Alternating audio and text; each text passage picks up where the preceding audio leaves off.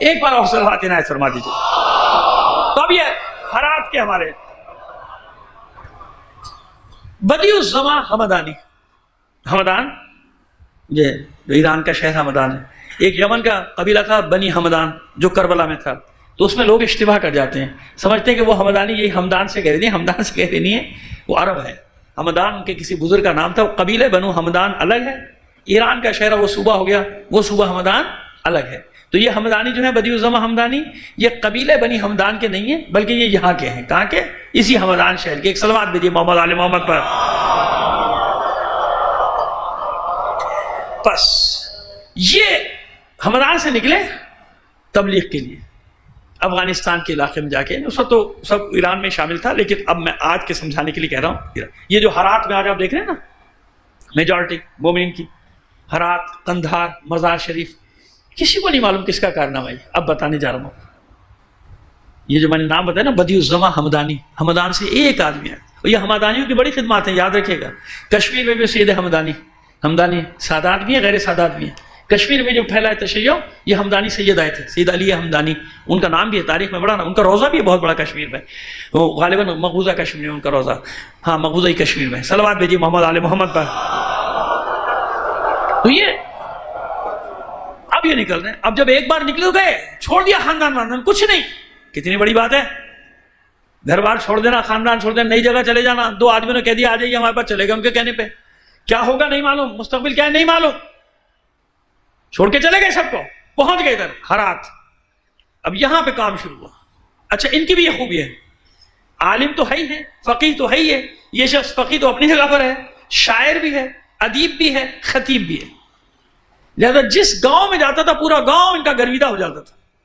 اور ظاہر ہے کہ جو اہل بیت کا شاعر ہوگا وہ کیا شاعری کرے گا، کیا کلام کہے گا. ان کے کلام بھی بڑے بڑے سب لکھے. ظاہر اس کا وقت تو نہیں کہ مسائل لاتا آپ کو سناتا. 150 اشعار ان لوگوں اس زمانے. تو ان اشعار کے ذریعے سے اب کیا کرتے تھے، وہ بچوں کو تعلیم دے دیے گئے اشعار. اب پورے گاؤں میں وہ شعر پڑھتے پھر رہے، ان کے حفظ کر لیے. اب وہ اشعار کیا ہے، وہ اہل بیت کی فضیلت، اہل بیت کے فضائل، اہل بیت کے واقعات، اہل بیت کا مقام اب وہ دلوں میں گھر کرتا چلا جاتا تھا. کیونکہ 7 یا 8 سال وہاں پہ رہے. پورا علاقہ مزار شریف، ہرات، قندھار، ایک آدمی نے مذہب حقہ میں داخل کر دیا.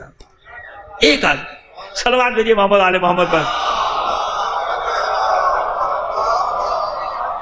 اس لیے ان فقہا کا تذکرہ کر رہا ہوں آپ کے سامنے. سمجھ میں آ رہی ہے بات؟ یہ 2 انچ کی 4 انچ کی زبان کھول دینا. ہندوستان کا بھی بتاؤں گا کہ آپ یعنی ہندوستان سے مراد وہ ہندوستان نہیں، ہندوستان سے مراد بر صغیر. وہ بار بار مجھے اصلاح کرنی پڑتی ہے جب میں بات کرتا ہوں تو بر صغیر یعنی جب یہ پورا مشترکہ سب کانٹیننٹ ایک ہی تھا. بتاؤں گا آپ کو لوگوں کہ یہاں کیسے پھیلا تھا تشیع. اتنا آسان سمجھ لیتے ہیں لوگ. یہ گاؤں گاؤں، دیہات دیہات، پورا سندھ، پنجاب اور یہاں سے لے کے پورا کلکتے تک جو تشیع پھیلا ایسے پھیل گیا. سارے کے سارے ہجرت کر کے سید تو نہیں آئے تھے وہاں سے، سید تو تھوڑے سے آئے تھے، یہاں انہیں پھیلایا ہے.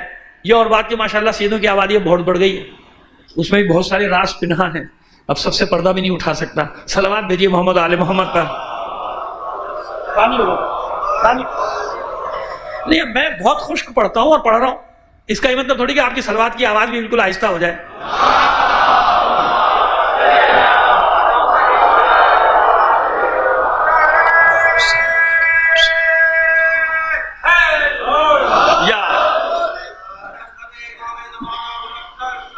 اللہم صلی اللہ. تو ان بدیع الزماں ہمدانی کو جب 7-8 سال میں اتنا بڑا علاقہ چلا گیا تو پھر وہ غزنی وغیرہ کا طب کے جو سلطان تھا ان لوگ غزنی میں 12 تشیع پھیلا بعد میں بہت زیادہ، لیکن اس وقت نہیں تھا. اس وقت نہیں تھا جب یہ پہنچے. علی کے مولا کائنات کے ایک صحابی تھے، وہ آ گئے تھے، بیج بو کے آ گئے تھے. میں ان کا ذکر پہلے کر چکا ہوں کسی زمانے میں. وہ انہوں نے بیج بو دیا تھا، لیکن غزنی ابھی کنٹرول میں نہیں تھا. یہ غزنی یا دوسرے جو علاقے تھے، غور کے علاقے تھے، غزنی کے علاقے تھے، اس وقت ہم لوگ کہتے ہیں وہاں کے وہاں تک خبر گئی جو شکست کھا چکے تھے بات چیت میں، مسابقے میں، مناظرے میں، مکالمے میں، وہ دوڑے کہ بچاؤ بھیا آگے مصیبت. یہ پورا علاقہ گیا اور لوگ دھڑا دھڑ گاؤں کے گاؤں، گاؤں کے گاؤں، علاقے کے علاقے مذہب حقہ میں داخل ہو رہے ہیں، کچھ کرو. تو پھر ان کو ایک دعوت میں بلایا گیا، زہر دے کے ان کو، جیسے جناب مالک اشتر کو زہر دے کے مارا تھا. بکنے والے تو ہر جگہ ہے نا، چمک کے آگے بک جاتے ہیں. پھر انہیں کچھ خیال نہیں رہتا کہ قوم کا کیا ہوگا، مکتب کا کیا ہوگا، ملت کا کیا ہوگا. وہ تو بیچ چکے ہوتے ہیں اپنا ضمیر، اپنی خود ہی بیچ چکے ہوتے ہیں. انہیں تو مل رہے ہوتے ہیں درہم و دینار، کروڑوں کے حساب سے مل رہا ہے. کہتے کیا وہ ایک آدمی کو تو ماریں گے اور کیا وہ توبہ کر لیں گے بعد میں, بلکہ وہ تو بعض لوگ تو قوم کی خدمت سمجھ کے قوم سے خیانت کر رہے ہوتے ہیں. جب لوگوں کے سامنے جائیں گے تو یہ کہتے ہیں ہم تو قوم کی خدمت کر رہے ہیں. وَإِذَا قِيلَ لَهُمْ لَا تُفْسِدُوا, پھر جب ان سے کہا جاتا ہے کہ روئے زمین میں فساد برپا نہ کرو, قالوا انما نحن مصلحون, ہم فسادی نہیں ہیں, ہم تو اصلاح کر رہے ہیں لوگوں کی. کیا عرض کروں آپ کی خدمت, کیا کیا بتاؤں, کیسے جال پھیلا دیتے ہیں لوگ اور ہمارے لوگ ان جالوں میں پھنس جاتے ہیں. صلوات بھیجیے محمد آل محمد پر. غداری ہوئی اور ایک غدار کے ذریعے سے زہر دے کے اس مرد مجاہد کو, بدیع الزماں حمدانی کو شہید کر دیا گیا. لیکن ان کی قبر موجود ہے, ان کا مزار بھی وہاں ہرات میں موجود ہے. مرجع خلائق, اس وقت بھی مرجع تھا, مرنے کے بعد بھی مرجع ہے.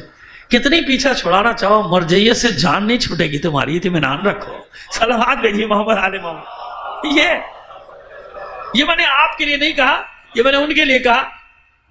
یہ جو مرجعی سمجھتے ہیں کہ ان کی باتوں سے, ان کے پھونکوں سے یہ نور خاموش ہو جائے گا. ایک صلوات بھیج دیجیے محمد آل محمد پر. بس دو شخص